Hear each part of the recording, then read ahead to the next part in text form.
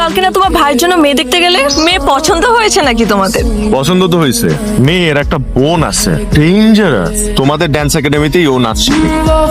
তুমি আদিয়া না? কয়েকদিন আগে কি তোমার বোনকে কেউ দেখতে এসেছিল? হ্যাঁ, আপনি কিভাবে জানেন? ওই ছেলে যে ছোট ভাই আহান, ও কিন্তু আমার বয়ফ্রেন্ড। ওর কাছ থেকে দূরে থাকবা। মনে হইতেছিল তুই ওর বয়ফ্রেন্ডকে চুরি করে নিয়ে যাবি। করলে করতেও পারে। দেখ কে আসছে। কি মনে করে আসছেন মিস্টার বেআই? আমার একটা বন্ধুর বাসা এখানে, ওর সাথে দেখা করতে আসছিলাম। ঈশিতার বাস? ঈশিতা কেন হবে? আপনার গার্লফ্রেন্ড আছে? কি বলতেছো তুমি এগুলো? আমার ক্যারেক্টারের প্রবলেম, আমার গার্লফ্রেন্ড আছে।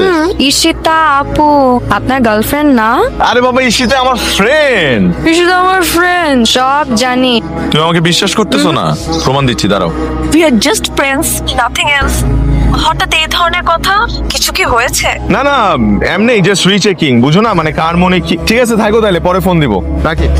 তুমি যদি ওকে এতই ভালোবাসো তাহলে এখনই ফোনে বলে দিলে না কেন? আমি কোনো কিছুতে তাড়াহুড়া করি না ভাবি।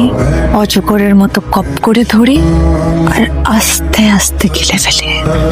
আচ্ছা শোনো না, মা বলছিল বাসা থেকে একটু ঘুরে আসতে, চলো না যাই। এই চুপ করো তুমি, আজের কথা বলার সময় পাও না। দেখছো এখানে বিজনেস নিয়ে কথা বলছি, তুমি ওর কথা কিছু মনে করো। ভাবি চলো, তোমাকে আমি দিয়ে আসি। ঠিক আছে, আমি রেডি হয়ে আসতেছি। আরে তুই, আমি শৈশবে পারিনি। দুলাভাই প্লিজ। দুলাভাই আসে নাই, দুলাভাইয়ের পক্ষ থেকে আমি আসছি। কেন, আমাকে দিয়ে চলবে না বে? না, ঘোড়ার কাজ কি আর গাধাকে দিয়ে হোক? আসলে ভাবি, মেয়েদের সংসার করার জন্য কিন্তু একটা গাধার দরকার।